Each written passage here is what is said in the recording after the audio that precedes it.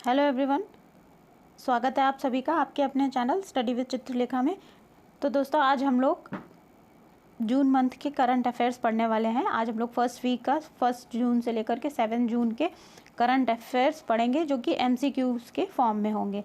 ठीक है, अगर आप लोग चैनल पर पहली बार आए हैं तो चैनल को सब्सक्राइब कर लीजिए, बेल आइकन प्रेस कर दीजिए और नोटिफिकेशंस में ऑल कर लीजिए, जिससे कि आने वाले सभी वीडियोस की जानकारी आप तक सबसे पहले पहुंच जाएगी। वीडियो पसंद आएगा तो लाइक करिए, दोस्तों के साथ शेयर भी करिए। तो चलिए बिना देर किए हुए हम लोग अपनी क्लास को शुरू करते हैं। तो आज का सबसे पहला क्वेश्चन जो हम करने जा रहे हैं वो है, हाल ही में किस देश के राजा नोरोडोम सिहामोनी भारत में पहली बार राजकीय दौरे पर आए हैं? तो हमें बताना है जी, ये जो राजा है नोरोडोम सिहामोनी, ये किस देश के राजा हैं? लाओस, वियतनाम, कंबोडिया या फिर थाईलैंड? तो जो करेक्ट ऑप्शन है वो है कंबोडिया। कंबोडिया के राजा हैं नोरोडोम सिहामोनी। ठीक है, ये बात आप लोग ध्यान रखेंगे। अब हम थोड़ा इसका डिस्क्रिप्शन पढ़ लेते हैं। विदेश मंत्री राजकुमार रंजन सिंह ने उनका स्वागत किया था और कंबोडिया के राजा नोरोडोम सिहामोनी की राजकीय यात्रा भारत और कंबोडिया के बीच 1952 में स्थापित राजनयिक संबंधों की 70वीं वर्षगांठ के उपलक्ष्य में आयोजित की गई थी। ठीक है, भारत में कंबोडिया के सेना के कर्मियों के लिए अनुकूल प्रशिक्षण के लिए ये जो है आयोजन किया जाता है। उसी के चलते ये जो राजा हैं उनको यहाँ पर बुलाया गया था और उनका स्वागत सत्कार किया गया था। अब हम देखने वाले हैं कि कंबोडिया की राजधानी। डे फ्रेंड्स, आज की क्लास में, या आज से आप कह सकते हैं कि मैंने एक नई चीज़ ऐड करी है इन क्वेश्चंस में, MCQs में, कि हम लोग MCQs तो करेंगे ही, साथ में ही जिस देश की बात आएगी तो हम लोग उस देश की राजधानी देखेंगे, वहाँ की मुद्रा देखेंगे और वहाँ के प्रधानमंत्री और राष्ट्रपति जो भी हैं उनके नाम भी हम लोग याद करते चलेंगे। जिससे कि होगा ये कि एक क्वेश्चन तो मैं आप लोगों को दे ही रही हूँ MCQs के फॉर्म में, अगर यहाँ से भी क्वेश्चन बनता है तो वो भी आप लोग कर पाएंगे। तो आप लोग इनको भी नोट डाउन करते चलिएगा। तो फिर आज सबसे पहला जो देश हमने पढ़ा है कंबोडिया। कंबोडिया के राजा भारत आए थे, उनकी भारत यात्रा हुई, उनका स्वागत जो है हमारे इन्होंने किया था, विदेश राज्य मंत्री जो हैं राजकुमार रंजन, उन्होंने इनका स्वागत किया गया था। भारत और कंबोडिया के बीच 1952 में राजनयिक संबंध स्थापित हुए थे, उसकी 70वीं वर्षगांठ थी, उसके उपलक्ष्य में राजा भारत आए थे। तो कंबोडिया की जो राजधानी है वो आप लोग ध्यान रखेंगे, नाम पे इसकी राजधानी है। और कंबोडिया की जो मुद्रा है वो रियाल, कंबोडियन रियाल है। ठीक है, कंबोडिया के जो इस समय लेटेस्ट करंट प्रधानमंत्री हैं वो हैं हुन सेन, उनका नाम है हुन सेन। ठीक है, ये बात आप लोग ध्यान रखेंगे, इंपॉर्टेंट है, इसको याद में रखिएगा। अगला क्वेश्चन देखते हैं, हाल ही में किस देश ने अपना अंतरिक्ष यान शेनझोउ 16 अंतरिक्ष में भेजा है? तो जैसा कि हम नाम से ही समझ सकते हैं, शेनझोउ 16। तो ऑप्शंस भी देख लेते हैं एक बार, भारत, चीन, दक्षिण कोरिया या फिर उत्तर कोरिया। तो जो करेक्ट ऑप्शन है वो है चीन, बी ऑप्शन। चीन ने हाल ही में शेनझोउ 16 मिशन को सफलतापूर्वक लॉन्च किया है। इनमें से 3 अंतरिक्ष यात्रियों को पूर्ण रूप से परिचालन अंतरिक्ष स्टेशन पर भेजा गया है। ठीक है, और शेनझोउ 16 अंतरिक्ष यान को चीन के जिउक्वान उपग्रह प्रक्षेपण केंद्र से लॉन्च किया गया है। ये बात भी लोग याद रखेंगे, जिउक्वान उपग्रह प्रक्षेपण केंद्र जो है वो चीन का है। अब हम लोग देख लेते हैं कि यहाँ पे एक नाम आ रहा है, तियागोंग नामक चीनी अंतरिक्ष स्टेशन है जिसमें 3 मॉड्यूल शामिल हैं। ये इंपॉर्टेंट है, 3 मॉड्यूल, और वैज्ञानिक अनुसंधान और अन्वेषण के लिए ये जो है एक केंद्र के रूप में कार्य करता है। चीन की राजधानी हम सभी को पता है, राजधानी है बीजिंग, और जो इसकी चीन की मुद्रा है वो रेमनबी, इसे चीनी येन भी कहते हैं। ये बात आप लोग ध्यान रखेंगे।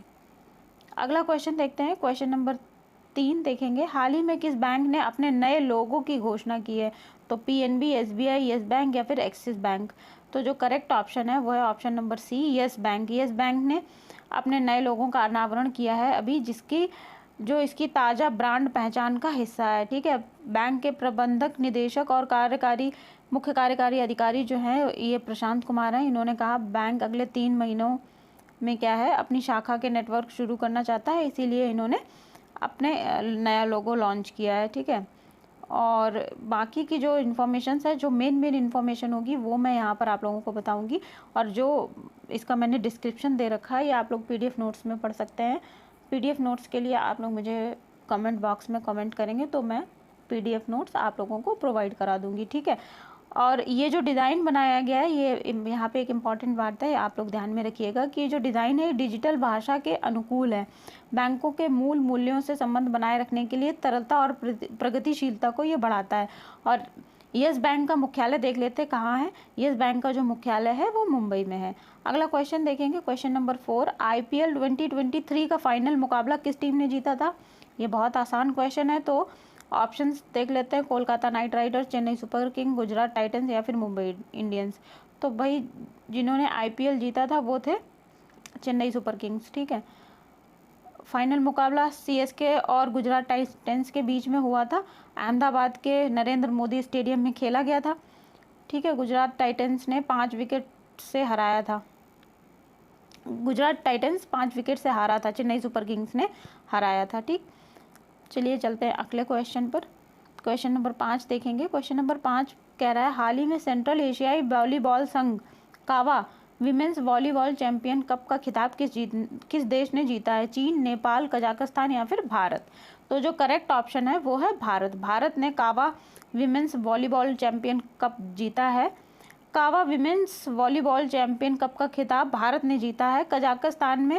कजाकिस्तान को भारत ने हराया था 3-0 से, ठीक है। और इसका आयोजन जो है वो नेपाल की राजधानी काठमांडू में किया गया था।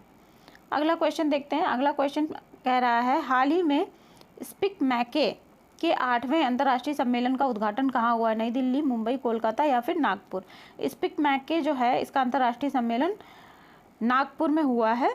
8वां सम्मेलन था ये। स्पीक मैके society for the promotion of Indian classical music and agriculture amongst youth, इसको ही स्पीक मैके कहा जाता है। यह एक गैर राजनीतिक राष्ट्रव्यापी स्वैच्छिक आंदोलन है जिसकी स्थापना जो है IIT दिल्ली के कोई प्रोफेसर जो ये रह चुके हैं, डॉक्टर किरण सेठ, इन्होंने 1977 में की थी।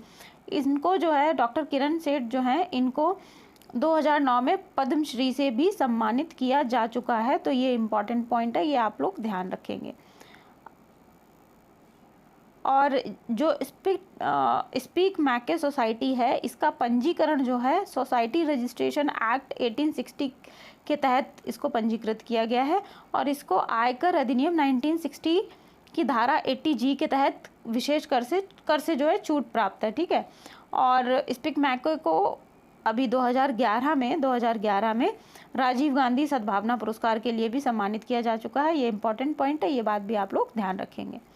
अगला क्वेश्चन देखते हैं, क्वेश्चन नंबर 7, हाल ही में आयोजित भारतीय यूरोपीय संघ सार्क संपर्क सम्मेलन कहाँ आयोजित किया गया है?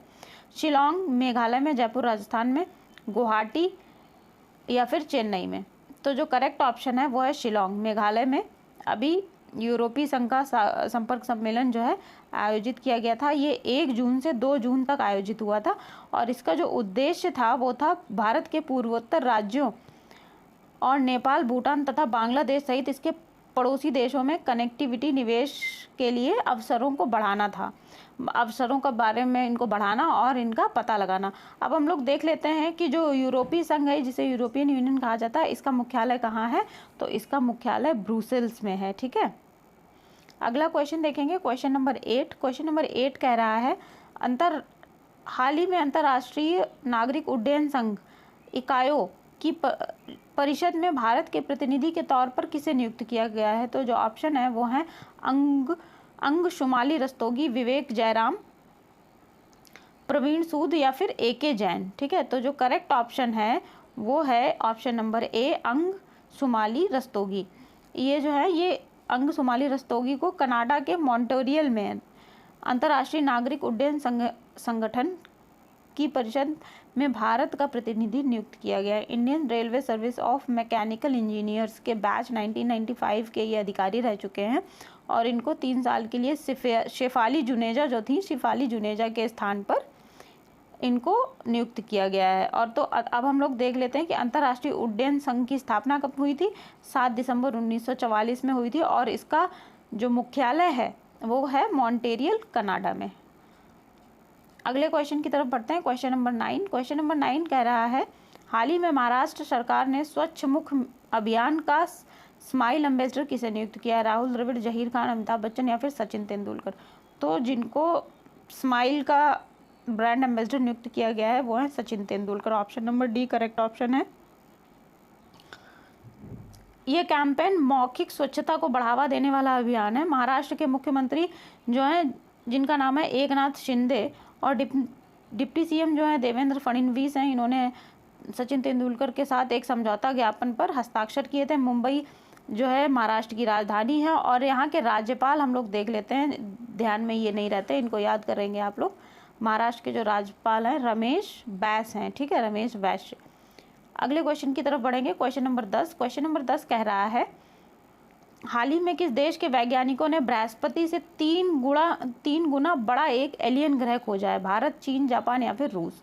तो जो करेक्ट ऑप्शन है वो है भारत। भारत के वैज्ञानिकों ने बृहस्पति से 3 गुना बड़ा एक एलियन ग्रह खोजा है। अब हम देख लेते हैं ये एलियन ग्रह है क्या और इसके बारे में क्या बता रहे हैं।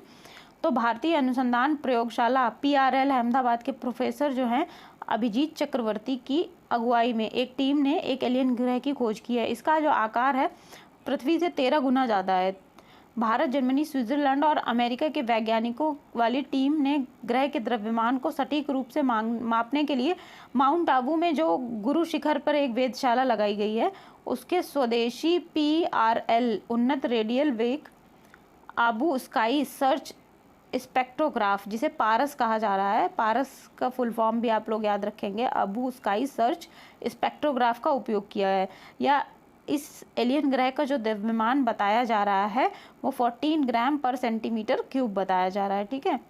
तो अब चलते हैं अगले क्वेश्चन की ओर। क्वेश्चन नंबर 11, हाल ही में किस राज्य ने आर्टिफिशियल इंटेलिजेंस के लिए 2 महत्वपूर्ण पहल लॉन्च की है? मतलब 2 महत्वपूर्ण पहलों का लॉन्च किया गया है। किसने किया है? राजस्थान, गुजरात, उड़ीसा या फिर आंध्र प्रदेश? तो जो करेक्ट ऑप्शन है वो है उड़ीसा। अब देख लेते हैं 2 महत्वपूर्ण पहलें कौन कौन सी हैं। जो मेन पॉइंट बनता है वो यहाँ से बनता है।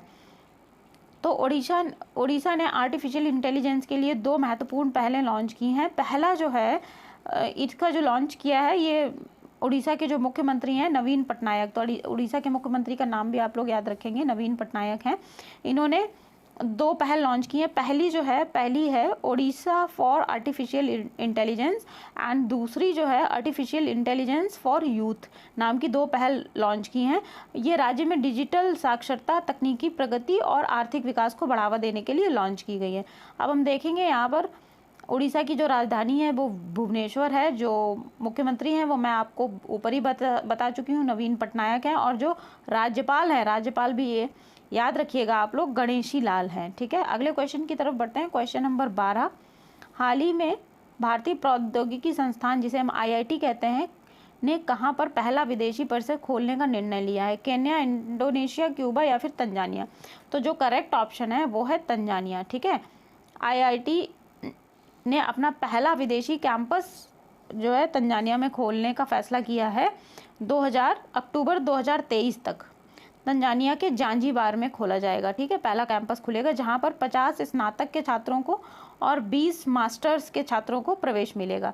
जांजीबार में IIT मद्रास के नाम से जो है नया IIT कैंपस स्थापित किया जाएगा। IIT भारत के बाहर 3 कैंपस स्थापित करने वाला है, जिसमें से एक जांजीबार में, उसके अलावा दूसरा अबू धाबी में और तीसरा कुआलालंपुर में खोला जाएगा, ठीक है। तो ये 3 कैंपस खोले जाएंगे। पहले साल में संस्थान डेटा साइंस और आर्टिफिशियल इंटेलिजेंस के कोर्स ऑफर करेगा। मतलब ये 2 स्ट्रीम्स के कोर्स ऑफर करेगा। अब हम यहाँ पे देखते हैं कि तंजानिया की राजधानी क्या है। तंजानिया की जो राजधानी है वो डोडोमा है। तंजानिया की मुद्रा जो है तंजानिया शिलिंग है, ठीक है। और वहाँ के राष्ट्रपति का नाम सामिया सुलू हसन है। ये तीनों बातें आप लोग याद रखेंगे, ये इंपॉर्टेंट है। अगले क्वेश्चन की तरफ बढ़ते हैं। क्वेश्चन नंबर 13 देखते हैं। किस देश की कंपनी एल्टॉम 100 वंदे भारत की जो है ट्रेन बनाएगी? वंदे भारत की 100 ट्रेन कौन सी कंपनी बनाएगी? उसका नाम हमें बताना है। UK, जापान, फ्रांस या फिर फिनलैंड? तो जो करेक्ट ऑप्शन है वो है फ्रांस, ठीक है। ये B और C नीचे ऊपर हो गए हैं, तो इसका ये यहाँ पर इसको अपन फ्रांस यहाँ कर लेते हैं और जापान नीचे आ जाएगा। ठीक है, तो जो ऑप्शन नंबर बी है वो करेक्ट है। फ्रांस की एक रेल कंपनी है जिसका नाम है एल्स्टॉम। एल्स्टॉम जो है वो स्लीपर सुविधा के साथ 100 जो है एल्युमिनियम बॉडी की वंदे भारत ट्रेनों का निर्माण करेगी। अन्य कंपनी की तुलना में हमें कीमत सस्ती पड़ेगी, इसलिए हम वहाँ से बनवा रहे हैं। वंदे भारत ट्रेन को स्लीपर कोच में बनाने वाली 2 कंपनियों ने बोली लगाई थी। पहली एल्स्टॉम है और दूसरी हैदराबाद की एक कंपनी थी जिसका नाम था मेधा सर्वो ड्राइव्स। ठीक है, अब हम देखते हैं फ्रांस की एक कंपनी है, तो अब बात आ जाती है कि फ्रांस की जो राजधानी है वो है पेरिस और वहाँ की जो मुद्रा है वो है यूरो। और फ्रांस के जो राष्ट्रपति हैं इस समय उनका नाम है इमैनुअल मैक्रोन। तो ये तीनों बातें भी आप लोग ध्यान रखेंगे। अगले क्वेश्चन की तरफ बढ़ते हैं। हाल ही में भारत और इंडोनेशिया ने मिलकर किस बंदरगाह का विकास करने का निर्णय लिया है? तो जो ऑप्शन है वो हैं चेन्नई, सितवे, चिटागोंग या फिर सबांग। तो जो करेक्ट ऑप्शन है वो है सबांग बंदरगाह। भारत और इंडोनेशिया ने हाल ही में इंडोनेशिया के आसेह प्रांत में स्थित सबांग बंदरगाह, तो जो सबांग बंदरगाह है वो कहाँ पर है? इंडोनेशिया में स्थित है और आसेह प्रांत में ये पड़ता है। कि विकास पर संयुक्त व्यवहार्यता का अध्ययन पूरा किया है। सबांग बंदरगाह अंडमान और निकोबार द्वीप समूह से लगभग 700 किलोमीटर की दूरी पर पड़ता है। दोनों देशों के बीच इंफ्रास्ट्रक्चर कनेक्टिविटी और सहयोग को मजबूत करने के लिए भारत इंड इंफ्रास्ट्रक्चर फोरम की स्थापना 2018 में की गई थी। तो दोनों भारत और इंडोनेशिया दोनों मिलकर के जो है सबांग बंदरगाह को मिलकर इसका विकास करेंगे। सबांग बंदरगाह कहाँ पड़ता है? इंडोनेशिया में पड़ता है। अब हम इंडोनेशिया की राजधानी कहाँ पर है? इंडोनेशिया की राजधानी है जकार्ता और इंडोनेशिया की जो मुद्रा है वो है रुपया।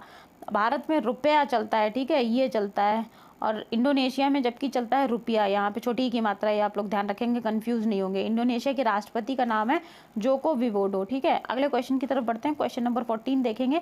हाल ही में किसने टी मीटिंग 2023 में स्वर्ण पदक जीता है? जो ऑप्शन है एंजल एग्वाजी, ज्योति याराजी, हिमा दास या फिर धनलक्ष्मी। तो जो करेक्ट ऑप्शन है वो है ज्योति याराजी। ज्योति याराजी ने नीदरलैंड के टिलबर्ग में टी मीटिंग 2023 में एथलीट मीट्स जो हुआ था वहाँ पर 100 मीटर की प्रतिस्पर्धा हुई थी महिलाओं की, उस बाधा दौड़ जिसको कहा जा रहा है, उसमें स्वर्ण पदक जीता है। श्रेणी ई विश्व रैंकिंग में प्रतियोगिता में 23 वर्षीय फाइनल में 13.20 सेकेंड के साथ इन्होंने जीत हासिल की है। और ये जो ज्योति याराजी हैं ये आंध्र प्रदेश की धाविका हैं। ठीक है, जर्मनी के वेनहेम में कुर्फलाज गाला में 2023 में भी इन्होंने 100 मीटर की जो हर्डल रेस होती है उसमें भी स्वर्ण पदक जीता था। अगला क्वेश्चन देखेंगे, क्वेश्चन नंबर 15। हाल ही में किसे सबसे मूल्यवान फुटबॉल क्लब का दर्जा मिला है? तो जो ऑप्शन है वो है Liverpool, Manchester United, real Madrid या फिर बार्सिलोना। तो जो करेक्ट ऑप्शन है वो है Real Madrid, option number C, Real Madrid. Forbes ने अपनी लगातार दूसरी बार रियल मैड्रिड फुटबॉल क्लब को सबसे मूल्यवान फुटबॉल क्लब का दर्जा दिया है। रियल मैड्रिड फुटबॉल क्लब ने इंग्लिश क्लब मैनचेस्टर यूनाइटेड से आगे निकलकर दुनिया के सबसे मूल्यवान फुटबॉल क्लब का दर्जा प्राप्त किया है। ठीक, अगले क्वेश्चन की तरफ बढ़ते हैं। क्वेश्चन नंबर 16 देखेंगे। हाल ही में किसने अ पॉलिटिकल बायोग्राफी NTR नामक पुस्तक का विमोचन किया है? तो जो ऑप्शन है न्यायमूर्ति B सुदर्शन रेड्डी, न्यायमूर्ति चमलेश्वर, AK बागची या फिर सुरेश धानोरकर। तो जो करेक्ट ऑप्शन है वो है न्यायमूर्ति B सुदर्शन रेड्डी। B सुदर्शन रेड्डी जो हैं इन्होंने इसका विमोचन किया है। ठीक है, विमोचन इनॉग्रेशन किया है, ना कि इसको लिखा है, इसमें बिल्कुल भी कंफ्यूज नहीं होना है।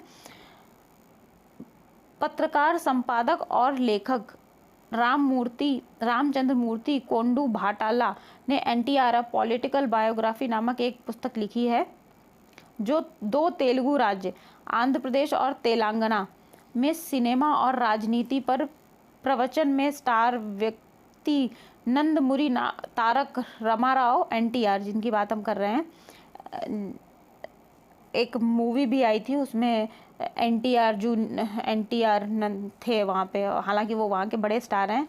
तो उनकी यथार्थवादी तस्वीर जो है इन्होंने प्रस्तुत की है, मतलब उनके ऊपर किताब लिखी है, शॉर्टकट में ऐसे मान सकते हैं। ये एक भारतीय अभिनेता, फिल्म निर्माता और राजनीतिज्ञ थे, ठीक है, जिन्होंने 3 कार्यकालों में 7 वर्षों तक आंध्र प्रदेश के मुख्यमंत्री के रूप में भी इन्होंने कार्य किया था, और उन्होंने तेलुगु सिनेमा में 300 से अधिक फिल्मों में अभिनय भी किया है। तो जो एनटीआर हैं, इनकी जो पुस्तक है, इनके ऊपर जो पुस्तक लिखी गई है उसका नाम है ए पॉलिटिकल बायोग्राफी एनटीआर, और इसका विमोचन अर्थात इनॉग्रेशन किसने किया है? न्यायमूर्ति बी सुदर्शन रेड्डी ने किया है। अगले क्वेश्चन की तरफ बढ़ते हैं। क्वेश्चन नंबर 16 देखेंगे। क्वेश्चन नंबर 16 क्या कह रहा है? ये यहाँ पे नंबर मिस्टेक है, ये वैसे क्वेश्चन नंबर 17 है, ठीक है, 16 नहीं है, ये 17 है। हाल ही में किस राज्य ने नमो शेतकरी महासम्मान योजना शुरू करी है? तो जो ऑप्शन है वो है महाराष्ट्र, गुजरात, उड़ीसा या फिर असम। तो जो करेक्ट ऑप्शन है वो है महाराष्ट्र। महाराष्ट्र ने नमो शेतकरी महासम्मान योजना शुरू की है। किसानों को सहायता देने के उद्देश्य से जो है ये योजना शुरू की गई है। मुख्यमंत्री एकनाथ शिंदे की अध्यक्षता में कैबिनेट की बैठक ने महासम्मान योजना को मंजूरी दी है, और इसके तहत काम क्या किया जाएगा कि महाराष्ट्र के किसानों को 6,000 रुपये वार्षिक का भुगतान दिया जाएगा राज्य सरकार की तरफ से, ठीक है। वित्तीय सहायता 6,000 रुपये की राशि उस राशि के अतिरिक्त है जो केंद्र सरकार दे रही है, किसान सम्मान निधि केंद्र सरकार दे रही है, उसके अलावा जो महाराष्ट्र सरकार है वो 6,000 रुपये की अतिरिक्त सहायता प्रदान करेगी। अब यहाँ पे देख लेते हैं राजधानी। तो महाराष्ट्र की राजधानी मुंबई है, और वहाँ के गवर्नर का नाम देख लीजिए, रमेश बैस जो उनका नाम है, ये पीछे भी मैं आप लोगों को बता चुकी हूँ। अगला क्वेश्चन देखते हैं। हाल ही में खीर भवानी मेला महोत्सव किस देश में किस केंद्र शासित प्रदेश में मनाया गया? तो खीर भवानी मेला महोत्सव कहाँ मनाया जाता है? ऑप्शन देखिए, जम्मू कश्मीर, चंडीगढ़, दमन या फिर लद्दाख। तो जो करेक्ट ऑप्शन है वो होने वाला है खीर भवानी मेला लगता है जम्मू कश्मीर में, ठीक है, जम्मू कश्मीर में लगता है, और ये वहाँ की कश्मीर घाटी में कश्मीरी पंडितों के द्वारा ज़्यादातर मनाया जाता है। देश भर से हजारों कश्मीरी पंडित जो है उत्सव में भाग लेने के लिए वहाँ पर कश्मीर घाटी में जमा होते हैं, जिसमें देवी रागिनी देवी की जो मंदिर है वहाँ पे, जिन्हें खीर भवानी बोला जाता है, उनकी पूजा की जाती है, और ये हर वर्ष लगता है। 5 मंदिरों में खीर भवानी मेले का आयोजन किया जाता है। कश्मीर घाटी में 5 मंदिर हैं वहाँ पर। अगला क्वेश्चन देखेंगे। हाल ही में किस राज्य द्वारा प्रत्यक्ष लाभ हस्तांतरण डायरेक्ट बेनिफिट ट्रांसफर, जिसे डीबीटी कहते हैं, बैंड वैगन में शामिल होने वाला नवीनतम राज्य बना है, ठीक है। तो ऑप्शन देखते हैं, राजस्थान, तेलंगाना, कर्नाटक या फिर उड़ीसा। तो जो करेक्ट ऑप्शन है वो है कर्नाटक। कर्नाटक सरकार ने औपचारिक रूप से गृहलक्ष्मी युवा निधि 2 प्रत्यक्ष हस्तांतरण लाभ योजनाओं को मंजूरी दी है। तो ये 2 योजनाएं हैं, पहली गृहलक्ष्मी, दूसरी युवा निधि, ठीक है। गृहलक्ष्मी के अंतर्गत क्या किया जाएगा? महिला प्रमुख, जिन परिवारों की प्रमुख जो है महिलाएं हैं, उनको 2,000 रुपये हस्तांतरित करेगी कर्नाटक सरकार। और युवा निधि के अंतर्गत क्या किया जाएगा कि जो जितने भी कर्नाटक में रहने वाले स्नातक युवा हैं उनको 3,000 रुपये प्रतिमाह, और जिन्होंने कोई डिप्लोमा कर रखा है उनको 1,500 रुपये प्रतिमाह कर्नाटक सरकार बेरोजगारी भत्ता देगी, ठीक है। अब यहाँ पर आप लोग देख लीजिएगा, कर्नाटक की जो राजधानी है वो बंगलुरु है। अगले क्वेश्चन की तरफ बढ़ेंगे। हाल ही में Phukot Karnali hydro electric project के लिए भारत ने किस देश के साथ MOU पर हस्ताक्षर किए हैं? तो ऑप्शन देखते हैं, श्रीलंका, नेपाल, भूटान, अफगानिस्तान। तो कर्नाली नदी कहाँ से आती है? कर्नाली नदी आती है हमारी नेपाल से, ठीक है। ये हिमालय से निकलती हुई आती है। काली और कर्नाली नदियाँ 2 मिलती हैं, फिर वो मिल करके गंगा की सहायक नदी बन जाती हैं आगे बढ़ते हुए। तो कर्नाली नदी पर ये प्रोजेक्ट बनाया जा रहा है। तो इस पर MOU पर हस्ताक्षर भारत के साथ मिलकर नेपाल ने किया है, ठीक है। अब इसके बारे में थोड़ा देख लेते हैं। Phukot Karnali hydro electric project के लिए भारत ने नेपाल के साथ मिलकर MOU पर हस्ताक्षर किए हैं। National hydro electric power corporation NHPC और विद्युत उत्पादन कंपनी VUCL ने फूकोट कर्नाली जल विद्युत परियोजना के विकास के लिए एक प्रारंभिक समझौते पर हस्ताक्षर किए हैं। अब देखते हैं कि नेपाल की जो राजधानी है वो काठमांडू है, हमें सबको पता है। राष्ट्रपति का नाम देख लीजिए, रामचंद्र पेडौल इनका नाम है। और जो वहाँ के प्रधानमंत्री हैं वो हम सभी को पता है, जिनका नाम प्रचंड दहल कमल पुष्प है। ठीक है, अगले क्वेश्चन की तरफ बढ़ेंगे। क्वेश्चन नंबर 20 देखेंगे। क्वेश्चन नंबर 20 में किस प्रदेश की अराकू वैली कॉफ़ी और काली मिर्च को जैविक प्रमाणीकरण मिला है? GI टैग की बात नहीं कर रहे हैं यहाँ पे, जैविक प्रमाणीकरण अर्थात ऑर्गेनिक टैग की बात कर रहे हैं हम लोग। ठीक है, तो अराकू वैली कॉफ़ी और काली मिर्च कहाँ पे होती है? अराकू वैली, पहले ऑप्शन देखो, ऑप्शन है कर्नाटक, तमिलनाडु, आंध्र प्रदेश और केरल। तो जो करेक्ट ऑप्शन होने वाला है वो आंध्र प्रदेश है, और अराकू वैली आंध्र प्रदेश में पड़ती है। अराकू वैली की कॉफ़ी और काली मिर्च वहाँ पर जो उगाई जाती है उसको जैविक प्रमाणीकरण मिला है, अर्थात ऑर्गेनिक टैग मिला है। केंद्र सरकार के क्षेत्र संगठन कृषि और प्रसंस्करण खाद्य उत्पाद निर्यात विकास, जिसे हम अपीड़ा प्राधिकरण, कृषि खाद्य प्रसंस्करण उत्पाद निर्यात विकास प्राधिकरण, जिसे हम अपीडा कहते हैं, ने जैविक प्रमाणीकरण कौन देता है? अपीडा देता है। अपीडा ने इनको जैविक प्रमाणीकरण दिया है, इन दोनों प्रोडक्ट्स को। ठीक है, कृषि और प्रसंस्कृत खाद्य उत्पाद निर्यात विकास प्राधिकरण यह एक भारतीय शीर्ष निर्यात व्यापार संवर्धन का सक्रिय सरकारी निकाय है। ताजी सब्जियों और फलों के निर्यात को बढ़ावा देने वाली ये एक प्रमुख संस्था है। यह एक वाणिज्य और उद्योग मंत्रालय के तहत काम करता है। तो जो अपीडा है, अपीडा की जो रिपोर्टिंग अथॉरिटी है वो कौन है? वाणिज्य और उद्योग मंत्रालय। ठीक है, अपीडा की स्थापना कब हुई थी? ये इंपॉर्टेंट पॉइंट है, 1986 में हुई थी, ये बात आप लोग ध्यान रखेंगे। हाल ही में UPI ने 14 लाख करोड़ के कितने लेन देन का रिकॉर्ड बनाया है? तो पहले हम UPI देख लेते हैं। UPI को क्या कहते हैं? यूनिफाइड पेमेंट इंटरफेस कहते हैं। तो जो ऑप्शंस हैं आपके 9, 10, 8 या फिर 9.5 अरब। तो जो करेक्ट ऑप्शन है वो है 9 अरब। ठीक है, 9 अरब। यूनिफाइड पेमेंट इंटरफेस UPI ने मई 2023 में 14 लाख करोड़ से अधिक राशि के 9 अरब से अधिक लेन देन किए हैं। ठीक है, और ये डेटा किसने जारी किया है? ये डेटा जो है NPCI ने जारी किया है, जिसे राष्ट्रीय भुगतान निगम कहा जाता है। अगला क्वेश्चन देखेंगे। क्वेश्चन नंबर 22, हाल ही में हॉकी जूनियर एशिया कप का खिताब किसने जीता है?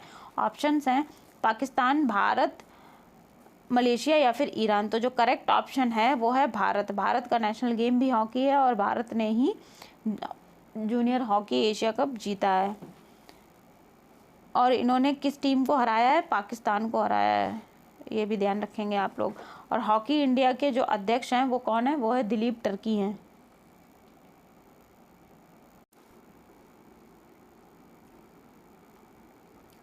हाल ही में किसने Steel Authority of India SAIL के अध्यक्ष के रूप में अपना कार्यभार संभाला है? तो जो ऑप्शंस हैं वो है राजन श्रीवास्तव, CR रॉय, प्रवीण सूद या फिर अमरेंद्र प्रकाश। जो करेक्ट ऑप्शन है वो है अमरेंद्र प्रकाश।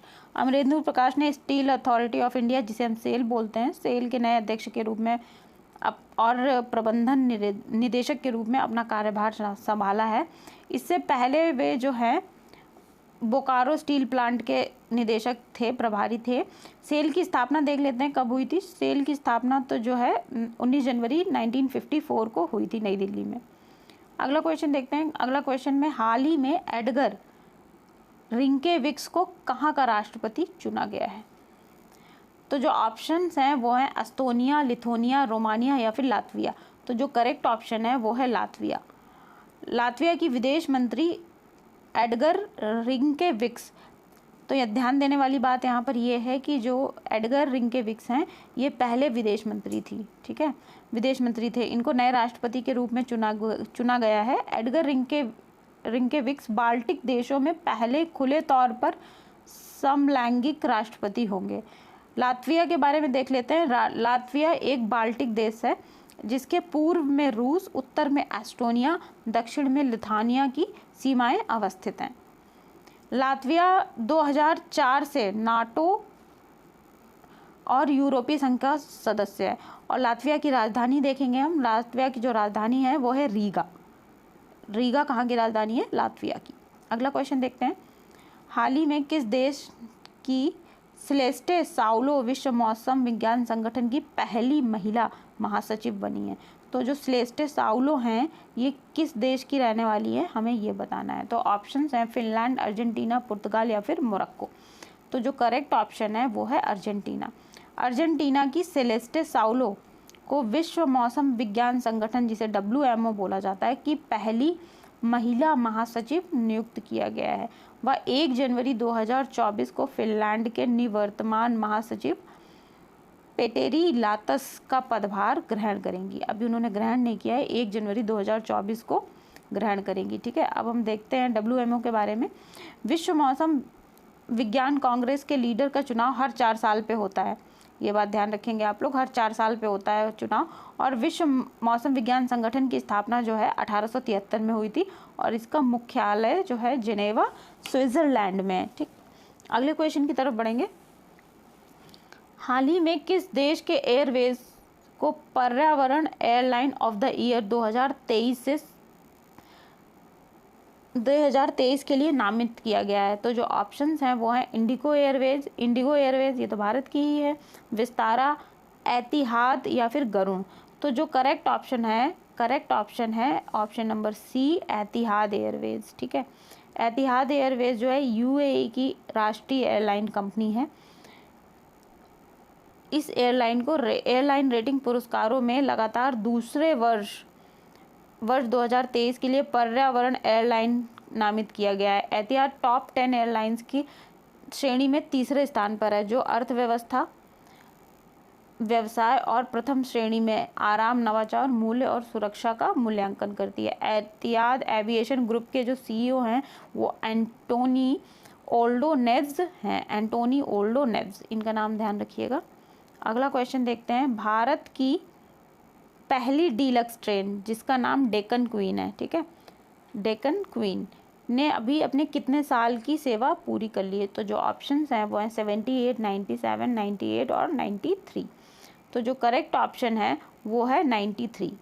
भारतीय रेलवे की पहली डीलक्स ट्रेन सेवा जिसका नाम डेक्कन क्वीन है ने 1 जून 2023 को 93 साल की सेवा पूरी की है। इस ट्रेन को जून 1930 को ग्रेट इंडियन पेनिनसुला रेलवे ने पेश किया था। द डेक्कन क्वीन या दक्कन की रानी के रूप में जानी जाने वाली डेक्कन क्वीन मुंबई और पुणे के बीच में चलती है। ठीक है, मुंबई और पुणे के बीच में ये ट्रेन चलती है। प्रारंभ में जब ये ट्रेन चली थी तो इसमें केवल 7 कोच थे। इसमें फर्स्ट क्लास और सेकंड क्लास की सुविधा भी थी। अब थर्ड क्लास जो शुरू हुई थी 1955 में शुरू हुई थी। अगला क्वेश्चन देखेंगे हम लोग, हाल ही में महाराष्ट्र के किस शहर का नाम बदलकर अहिल्या देवी होलकर नगर कर दिया गया है? तो जो ऑप्शंस हैं वो हैं अहमदनगर, औरंगाबाद, पालघर या फिर गढ़चिरौली। तो जो करेक्ट ऑप्शन है वो है option number A, Ahmednagar. Ahmednagar का नाम बदलकर अहिल्या देवी होलकर नगर कर दिया गया है। ये अभी एकनाथ शिंदे जो वहाँ के मुख्यमंत्री हैं उन्होंने अनाउंसमेंट की है। अब हम अहिल्या देवी होलकर के बारे में थोड़ी बातें जान लेते हैं। ये जो हैं 18वीं शताब्दी के दौरान मालवा के साम्राज्य की एक प्रतिष्ठित शासिका थी अहिल्या देवी होलकर। और अहमदनगर जो है पश्चिमी महाराष्ट्र में पड़ता है और इसका नाम बदलकर अब अहिल्या नगर रखने की घोषणा करी गई है। 31 मई 1725 को जामखेड़ अहमदनगर के चोंडी गांव में इनका जन्म हुआ था, महारानी अहिल्या देवी होलकर का। भारतीय इतिहास में इनको सबसे निपुण महिला शासकों में से एक माना जाता है। अब उनकी विरासत को श्रद्धांजलि देने के लिए पहले इंदौर के घरेलू हवाई अड्डे का नाम बदलकर देवी अहिल्याबाई होलकर हवाई अड्डा रखा गया था और इंदौर विश्वविद्यालय का नाम भी बदलकर अहिल्याबाई होलकर कर दिया गया था। और महाराष्ट्र के जो मुख्यमंत्री हैं एकनाथ शिंदे हैं और महाराष्ट्र के जो राज्यपाल हैं रमेश वैश्य हैं। ये बात भी आप लोग ध्यान रखेंगे। अगला क्वेश्चन देखते हैं। अगला क्वेश्चन है, हाल ही में किस जिले के भिवंडी तालुका में भारत का पहला कार्बन न्यूट्रल गांव जो है विकसित किया जाएगा? तो जो ऑप्शंस हैं वो है पालघर, रत्नागिरी, ठाणे या फिर लोनार। तो जो करेक्ट ऑप्शन है वो है रत्नागिरी। केंद्रीय राज्य मंत्री कपिल पाटिल ने हाल ही में महाराष्ट्र राज्य के ठाणे जिले में स्थित भिवंडी तालुका में भारत के पहले कार्बन तटस्थ गांव के विकास की घोषणा की है। इस पहल का उद्देश्य कार्बन उत्सर्जन को कम करना और स्वच्छ और हरित पर्यावरण के लिए स्थायी प्रथाओं को बढ़ावा देना है। अगला क्वेश्चन देखेंगे, हाल ही में किस सैन्य संगठन ने आर्कटिक क्षेत्र में सैन्य अभ्यास शुरू किया है? नाटो, वूडो, एससीओ या फिर सफारी क्लब? तो जो करेक्ट ऑप्शन है वो है नाटो। नाटो देशों ने आर्कटिक क्षेत्र में अभी सैन्य अभ्यास शुरू किया है। अभ्यास में नाटो आवेदक स्वीडन के साथ नॉर्वे, यूनाइटेड किंगडम, संयुक्त राज्य अमेरिका से लगभग 1000 सहयोगी बल भी इसमें शामिल हैं। अब नाटो के बारे में थोड़ा हम देख लेते हैं हम लोग। उत्तरी अटलांटिक संधि संगठन, जिसे हम लोग नाटो बोलते हैं, नॉर्थ अटलांटिक ट्रीटी, उत्तरी अमेरिका और यूरोपीय देशों के बीच 1949 में गठित एक सैन्य गठबंधन है। इस संगठन का मुख्यालय ब्रुसेल्स के बेल्जियम में पड़ता है। हाल ही में फिनलैंड जो है नाटो का सबसे नया सदस्य बना है। 31वां सदस्य फिनलैंड अभी बना है। ये बात आप लोग ध्यान रखेंगे, इंपॉर्टेंट है, ठीक है। अगले क्वेश्चन की तरफ बढ़ते हैं। क्वेश्चन नंबर 31 देखेंगे, हाल ही में किस देश के येन से यंग ने थाईलैंड ओपन का फाइनल जीता है? तो ये येन से यंग किस देश के हैं? थाईलैंड ओपन इन्होंने जीता है, नाम बताना है हमें। पहला ऑप्शन है थाईलैंड, दूसरा है वियतनाम, तीसरा है दक्षिण कोरिया या फिर डी ऑप्शन है मलेशिया। तो जो करेक्ट ऑप्शन है वो है दक्षिण कोरिया, ठीक है। वर्ल्ड नंबर 2 पर दक्षिण कोरिया के यन शे यंग 4 जून को थाईलैंड ओपन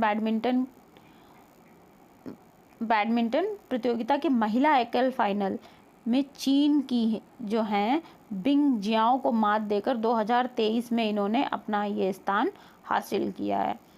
इन्होंने 38 मिनट में 21-12 से और 21-10 से हराकर स्वर्ण पदक जीता है। अगला क्वेश्चन देखेंगे।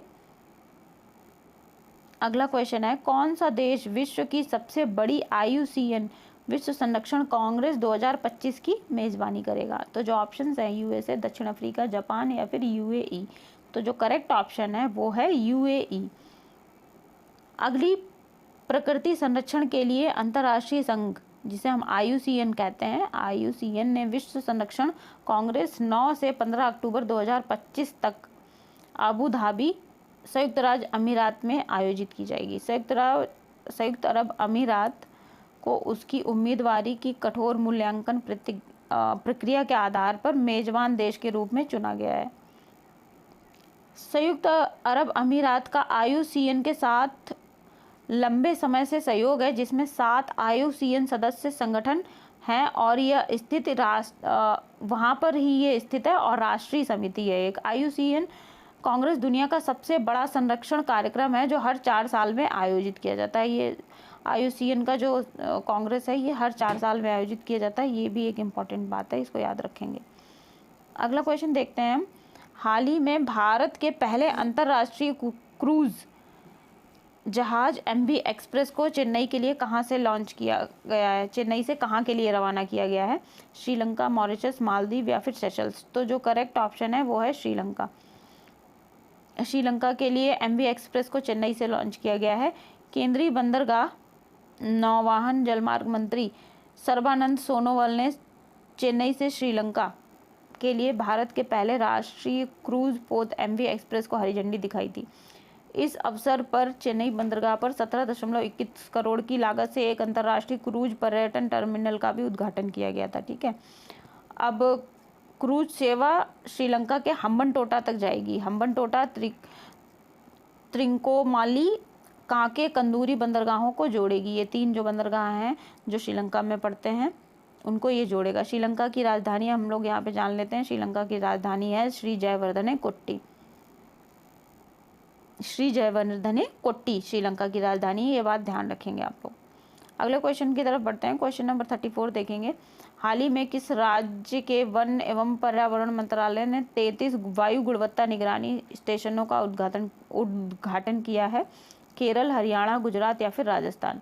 तो जो करेक्ट ऑप्शन है वो है राजस्थान।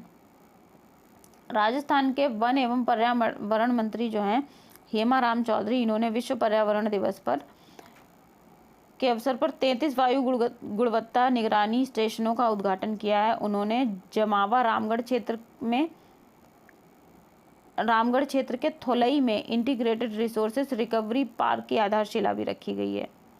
हेमाराम चौधरी ने राजस्थान में ई कचरा प्रबंधन नीति, राजस्थान जलवायु परिवर्तन नीति और राजस्थान वन नीति 2023 भी लॉन्च की है। वायु गुणवत्ता निगरानी स्टेशन हवा में मौजूद वायु प्रदूषकों को मापता है और वायु गुणवत्ता वायु प्रदूषण सूचकांक के आधार पर API मापी जाती है। तो राजस्थान की राजधानी देख लेते हैं। राजस्थान राज्य की राजधानी जयपुर है और वहाँ के राष्ट्रपति कौन है? कलराज मिश्र हैं और वहाँ के मुख्यमंत्री का नाम अशोक गहलोत है। ठीक है, ये बात भी आप लोग याद रखेंगे। क्वेश्चन नंबर 35 देखते हैं। क्वेश्चन नंबर 35 क्या है? हाल ही में किस देश के शोधकर्ताओं ने एक टीम में दुनिया भर में ज्ञात सबसे शक्तिशाली विस्फोटकों में से एक, जिसका नाम CL-20 की सुरक्षा में पर्याप्त वृद्धि का दावा किया है? भारत, USA, रूस या फिर चीन? तो जो करेक्ट ऑप्शन है वो है चीन। चीन के शोधकर्ताओं की एक टीम है, इसने दुनिया भर में ज्ञात सबसे शक्तिशाली विस्फोटक जिसे हम लोग CL-20 बोल रहे हैं, इसकी सुरक्षा में पर्याप्त वृद्धि का दावा किया है।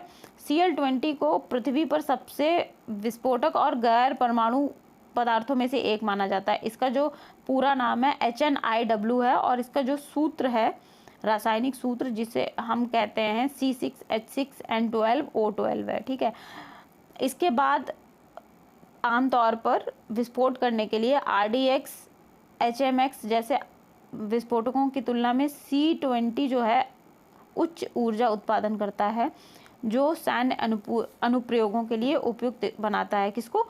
CL-20 को। ठीक है, CL-20 ज़्यादातर सैन्य अनुप्रयोगों के लिए उपयुक्त होता है, इसलिए इसको यूज़ कर सकते हैं। अगला क्वेश्चन देखते हैं। क्वेश्चन नंबर 36, हाल ही में किसने अंतर्दृष्टि नामक डैशबोर्ड लॉन्च किया है? शक्तिकांत दास, निर्मला सीतारमण, अमिताभ कांत या फिर पंकज चौधरी? तो जिन्होंने अंतर्दृष्टि लॉन्च किया है उनका नाम है शक्तिकांत दास। ये ऑप्शंस ABCD नीचे ऊपर हो गए हैं, तो वो आप लोग ऐसे करके देख लीजिएगा, लेकिन जो ऑप्शन दे रखा है वो सही दे रखा है आंसर में। ठीक है, तो शक्तिकांत दास, जिसमें C ऑप्शन है, ये करेक्ट आंसर है। इन्होंने अंतर्दृष्टि नामक डैशबोर्ड लॉन्च किया है और इस समय ये RBI के गवर्नर हैं। ठीक है, अंतर्दृष्टि डैशबोर्ड के जरिए वित्तीय समावेशन, फाइनेंशियल इंक्लूजन की प्रगति का आकलन तय मानकों के अनुरूप किया जाएगा। इससे निगरानी करने में भी मदद मिलेगी।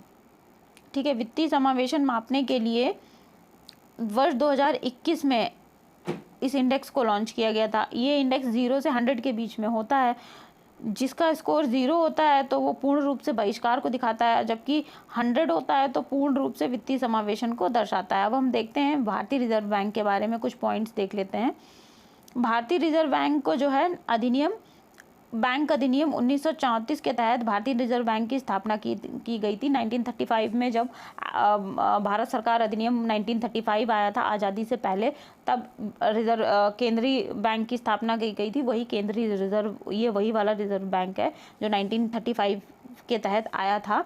ठीक है, अप्रैल 1935 से इसने कार्य करना शुरू किया था। 1949 में इसका राष्ट्रीयकरण किया गया था। ये आज़ादी के बाद की बात है।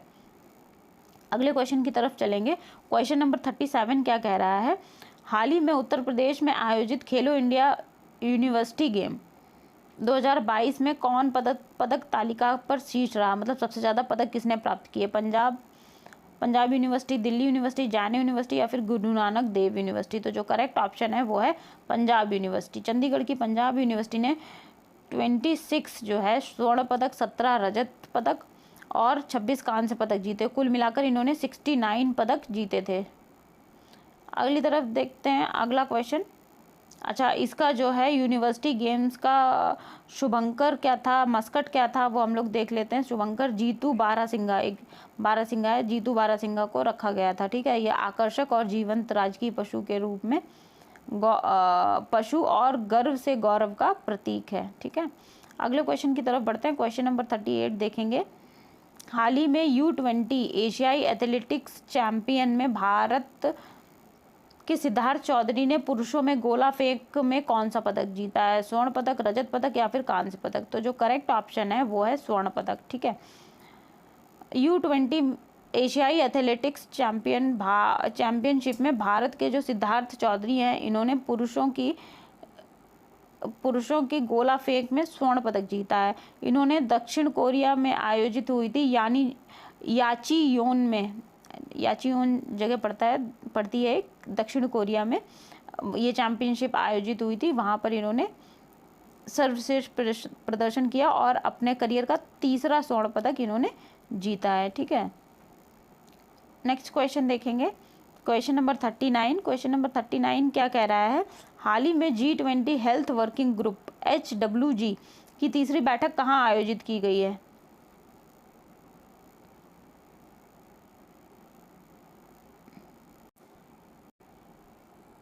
ऑप्शंस हैं आप लोगों के चंडीगढ़, पटना, भुवनेश्वर या फिर हैदराबाद। तो जो करेक्ट ऑप्शन है वो है हैदराबाद।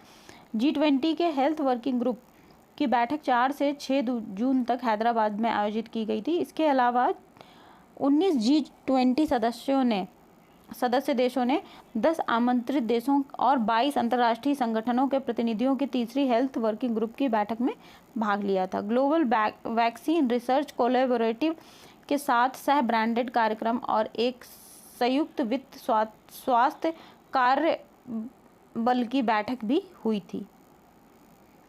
तेलंगाना की राजधानी देख लेते हैं। तेलंगाना की जो राजधानी है वो हैदराबाद है। तेलंगाना के जो राज्यपाल हैं उनका नाम तिमिली साई सुंदरराजन है और वहाँ के मुख्यमंत्री कलवकुंतला चंद्रशेखर राव है। ठीक है, जिन्हें शॉर्टकट में के चंद्रशेखर राव कहा जाता है। ये बात भी आप लोग याद रखेंगे। अगला क्वेश्चन देखते हैं, क्वेश्चन नंबर 40। क्वेश्चन नंबर 40 क्या है? National institute ranking framework NIRF तैयार इंडिया रैंकिंग 2023 में किस इंस्टीट्यूशन ने ओवरऑल पहली रैंक प्राप्त की है? IIT Delhi, IIT Kanpur, IISE Bengaluru या फिर IIT मद्रास? तो जो करेक्ट ऑप्शन है वो है IIT Madras. Option number D, IIT Madras. Engineering college श्रेणी में भारतीय प्रौद्योगिकी संस्थान IIT मद्रास ने NIRF की रैंकिंग 2023 में शीर्ष स्थान हासिल किया है। ठीक है, और जो शीर्ष 8 स्थान हैं वो सारी IITs को ही दिए गए हैं।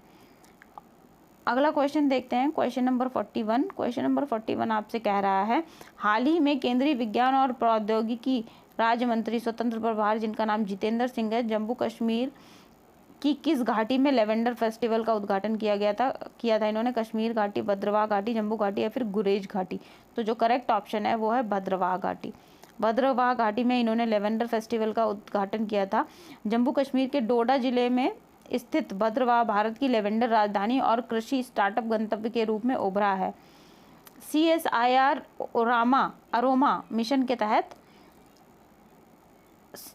CSIR मिशन के तहत CSIR IIM लेवेंडर पेश किया गया और जम्मू कश्मीर के विभिन्न जिलों के 30 लाख से अधिक किसानों को जो है मुफ्त लेवेंडर के पौधे भी प्रदान किए गए थे इस प्रोग्राम के अंतर्गत। अगला क्वेश्चन देखेंगे, हाल ही में खबरों में रही जस्टिटिया क्या है? खेल प्रतियोगिता है, क्षुद्रग्रह है, मोबाइल ऐप है या फिर आर्टिफिशियल इंटेलिजेंट टेक्नोलॉजी है, AI टेक्नोलॉजी है? तो जो करेक्ट ऑप्शन है वो है क्षुद्रग्रह। जस्टिया जो है एक क्षुद्रग्रह है। जस्टिया क्षुद्रग्रह बेल्ट में मौजूद एक क्षुद्रग्रह का नाम है। UAE सौर प्रणाली के इतिहास और जीवन संभावित उत्पत्ति की जांच के लिए क्षुद्रग्रह बेल्ट का एक नया अंतरिक्ष यान भेजने की योजना बना रहा है। क्षुद्रग्रह बेल्ट के लिए अमीरात मिशन का उद्देश्य 7 अलग अलग क्षुद्रग्रहों का दौरा करना और जमीन पर उतारना है। उनमें से एक का नाम 269 जस्टिया है। ठीक है, जो 7 मिशन अलग अलग 7 ग्रहों का दौरा करेगा उनमें से एक का नाम जस्टिया है। ये बात आप लोग याद रखेंगे और ये UAE का मिशन है, ये भी याद रखेंगे। अगला क्वेश्चन देखते हैं, क्वेश्चन नंबर 43। हाल ही में किस राज्य सरकार ने हरित हाइड्रोजन के लिए ऑयल इंडिया लिमिटेड के साथ MOU पर हस्ताक्षर किए हैं? तो जो ऑप्शंस है वो है उत्तर प्रदेश, हिमाचल प्रदेश, गुजरात या फिर पंजाब? जो करेक्ट ऑप्शन है वो है हिमाचल प्रदेश। हिमाचल प्रदेश ने अभी ऑयल इंडिया लिमिटेड के साथ एक MOU किया है। मुख्यमंत्री सुखविंदर सिंह सुक्खू ने MOU का प्राथमिक उद्देश्य बड़े पैमाने पर हस्ताक्षर किए हैं इन्होंने, सुखविंदर सिंह सुक्खू ने। इसका जो उद्देश्य है वो बड़े पैमाने पर रिन्यूएबल एनर्जी प्रोजेक्ट में निवेश को आकर्षित करना है। अब हम हिमाचल प्रदेश की राजधानी देख लेते हैं। चूँकि इसकी 2 राजधानियां बन जाती हैं, ग्रीष्मकाल में शिमला होती है राजधानी और शीतकाल में हिमाचल प्रदेश की राजधानी धर्मशाला बन जाती है, ठीक है। और यहाँ के जो राज्यपाल हैं वो शिव प्रताप शुक्ला हैं। और अभी मुख्यमंत्री के बारे में हम पढ़ ही चुके हैं, जिनका नाम सुखविंदर सिंह सुक्खू है। क्वेश्चन नंबर 44 देखेंगे। 44 में है, हाल ही में किस राज्य में दीदी कैफ़े की सुविधा शुरू की गई है। दीदी कैफ़े कहाँ खोला गया है? महाराष्ट्र में, उत्तर प्रदेश में, झारखंड या फिर पश्चिम बंगाल में। तो दीदी कैफ़े जो है ऑप्शन नंबर A करेक्ट है, उत्तर प्रदेश में खोला गया। उत्तर प्रदेश सरकार ने आगरा, मथुरा, फिरोजाबाद और वृंदावन सहित 17 नगर निगमों में दीदी कैफ़े खोलने की योजना बनाई है। यह कैफ़े जो है केवल महिला स्वयं सहायता समूहों द्वारा चलाया जाएगा, जो कम लागत वाले भोजन, स्नैक्स एवं सुविधाएं प्रदान करेंगे। ऐसा ही एक कैफ़े वाराणसी में पायलट परियोजना जो है वाराणसी में भी शुरू किया गया है। और इसमें उत्तर प्रदेश की राजधानी तो हमें पता ही है, लखनऊ है। और उत्तर प्रदेश की जो राज्यपाल हैं उनका नाम आनंदीबेन पटेल है। क्वेश्चन नंबर 45 देखेंगे। क्वेश्चन नंबर 45 कह रहा है, हाल ही में कौन द हिंदू ग्रुप की नई अध्यक्षा बनी है। तो नाम बताना है हमें। ऑप्शन है Nirmala Laxman, Sunita Wilson, Lloyd Austin या फिर ज्योति वाडरेकर। तो जो करेक्ट ऑप्शन है वो है निर्मला लक्ष्मण। निर्मला लक्ष्मण जो है द हिंदू ग्रुप की नई अध्यक्षा बनी हुई हैं। इनकी नियुक्ति जो है 3 साल के लिए की गई है, इस पद पर 3 साल के लिए की गई है। 5 जून को ये बोर्ड बैठक में इन्होंने अपना कार्यभार जो पिछली कंपनी का था वो उन्होंने छोड़ दिया। अब अगले क्वेश्चन की तरफ चलेंगे। क्वेश्चन नंबर 46 देखेंगे। हाल ही में किस देश के राष्ट्रपति ने भारत की राष्ट्रपति द्रौपदी मुर्मू को the great order the pan of चलो स्टार अवार्ड से सम्मानित किया है। तो ऑप्शंस है मॉरिशस, सूरीनाम, मालदीव या फिर तंजानिया। तो जो करेक्ट ऑप्शन है वो है सूरीनाम। अभी द्रौपदी मुर्मू हमारी जो राष्ट्रपति हैं श्रीमती द्रौपदी मुर्मू, ये गई भी थी सूरीनाम की यात्रा पर। सूरीनाम के जो राष्ट्रपति हैं चंद्रिका प्रसाद संतोषी, ये संतोषी होगा, ठीक है। चंद्रिका प्रसाद संतोषी ने उनके देश के सर्वोच्च नागरिक सम्मान पुरस्कार जो है rod of the chain of the yellow star से द्रौपदी मुर्मू जी को सम्मानित किया है। द्रौपदी मुर्मू जो है भारत में यह अवार्ड पाने वाली पहली महिला बन गई हैं। सूरीनाम की राजधानी देख लेते हैं हम। सूरीनाम की जो राजधानी है वो पारामारियो है। ये कुछ भी नहीं है, ये यूं ही है, ठीक है। पारामारियो सूरीनाम की राजधानी है और सूरीनाम की जो मुद्रा है वो सूरीनामी डॉलर है। अगला क्वेश्चन देखेंगे। हाल ही में किसे डैम ग्रैंड कंपेनियनशिप पुरस्कार दिया गया है या प्राप्त हुआ है। तो जो ऑप्शन है वो है नरेंद्र मोदी, जो बाइडन, एंथनी एल्बनीज़ी या फिर जैसिंडा अर्डन। तो जो करेक्ट ऑप्शन है वो है option number D Jacinda Ardern. Actually ये यहाँ पे रा भी है, आर्डनर, ओके। न्यूजीलैंड के जो पूर्व प्रधानमंत्री हैं जैसिंडा आर्डनर ने डैम ग्रैंड कंपेनियनशिप का पुरस्कार इन्होंने प्राप्त किया है। न्यूजीलैंड का दूसरा सबसे बड़ा नागरिक सम्मान है। न्यूजीलैंड के प्रधानमंत्री जो हैं साल में 2 बार ये शाही सम्मान चुनते हैं, मतलब कैंडिडेट सेलेक्ट करते हैं किस किस को ये सम्मान दिया जाएगा, ठीक। अब हम देख लेते हैं न्यूजीलैंड की जो राजधानी है वेलिंगटन है। न्यूजीलैंड की राजधानी वेलिंगटन जो है सबसे दक्षिणतम शहर है, ये बात आप लोग ध्यान रखेंगे। और यहाँ के जो प्रधानमंत्री हैं उनका नाम क्रिप्स हिपकिंस है, ठीक है, क्रिप्स हिपकिंस है। अगला क्वेश्चन है क्वेश्चन नंबर 48। हाल ही में सरकार ने अटल भूजल योजना को कब तक के लिए बढ़ा दिया है। तो जो ऑप्शंस हैं 2035, 26, 2027 या फिर 2032। तो जो करेक्ट ऑप्शन है वो है 2027। 2027 तक अटल भूजल योजना की अवधि जो है बढ़ा दी गई है, 2 साल बढ़ा दी गई है। पहले 2025 तक रखी गई थी, लेकिन अभी 2 साल और बढ़ा दी गई है। अब क्यों बढ़ा दी गई है इसको समझ लेते हैं हम लोग।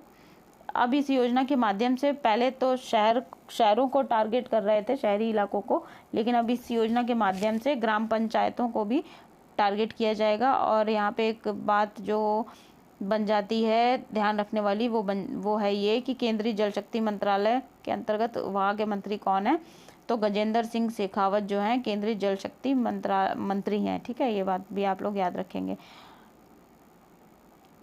अगला क्वेश्चन है, हाल ही में किस केंद्रीय मंत्रालय ने अमृत धरोहर और मिष्टी योजनाओं की शुरुआत की है? तो जो ऑप्शन है वो है रोड एवं राजमार्ग मंत्रालय, शहरी विकास मंत्रालय, पर्यावरण वन एवं जलवायु मंत्रालय या फिर स्वास्थ्य मंत्रालय। तो अमृत धरोहर योजना और मिष्टी योजना, ये 2 योजनाएं हैं। ये अभी बजट में जो 2023 का बजट पेश किया गया था उसमें इन योजनाओं की बात की गई थी, उसमें इनका नाम भी आया था। तो ये पर्यावरण वन एवं जलवायु मंत्रालय द्वारा संचालित की जा रही हैं, उन्हीं के द्वारा इसकी शुरुआत भी की गई है। तो जो ऑप्शन नंबर सी है ये करेक्ट ऑप्शन है। अब जरा इसके बारे में देख लेते हैं। देश भर में अमृत धरोहर और मिष्टी योजनाओं की लाइव स्ट्रीमिंग पर्यावरण वन और जलवायु परिवर्तन मंत्रालय ने मिशन लाइफ पर बल देते हुए 5 जून 2023 को विश्व पर्यावरण दिवस का आयोजन किया था। ठीक है, अमृत धरोहर योजना का जो उद्देश्य है वो समझ लेते हैं। अमृत धरोहर योजना क्यों लॉन्च की गई है? आर्द्र भूमियों का इष्टतम उपयोग करने के लिए, उनके उपयोग को बढ़ावा देने के लिए कौन सी योजना लॉन्च की गई है? अमृत धरोहर योजना लॉन्च की गई है। और जो मिष्टी योजना है, मिष्टी योजना वनीकरण या वनारोपण, ठीक है, वनारोपण के लिए लॉन्च की गई है। मिष्टी योजना की फुल फॉर्म समझ लेते हैं, तटरेखा पर्यायवास मूर्त आय के लिए मैंग्रोव पहल। वैसे अगर मिष्टी की जो फुल फॉर्म है आप लोग इंग्लिश में याद रखेंगे तो ज़्यादा आसान होगा। इसकी मिष्टी की फुल फॉर्म समझिएगा, mangrove initiative for shore line habitats tangible incomes. ठीक है, और इसको लॉन्च करने वाला कौन है? केंद्रीय पर्यावरण वन एवं जलवायु मंत्रालय। और इस समय केंद्रीय पर्यावरण एवं जलवायु मंत्री कौन है? भूपेंद्र यादव। पर्यावरण वन और जलवायु मंत्री हैं, केंद्रीय मंत्री हैं ये। ठीक है, तो आज की क्लास में हमने कुल मिलाकर ये 49 क्वेश्चंस किए, 49 के 50 क्वेश्चंस किए हमने। और ये 1 जून से लेकर के 7 जून तक का करंट अफेयर है जो मैंने MCQ के फॉर्म में आप लोगों के लिए इकट्ठा किया है। इसके अलावा अगले वीडियो में मैं इससे आगे के करंट अफेयर्स लेकर के आऊँगी। तब तक के लिए इस क्लास के क्वेश्चंस को पढ़िए आप लोग, और ये आने वाले एग्ज़ाम्स के लिए इम्पॉर्टेंट होंगे। इनसे करंट अफेयर भी कवर होगा। क्लास पसंद आएगी तो लाइक करिएगा, शेयर करिएगा, और चैनल को बिना सब्सक्राइब किए बिना बिल्कुल भी मत जाइएगा। Thank you so much. Thank you every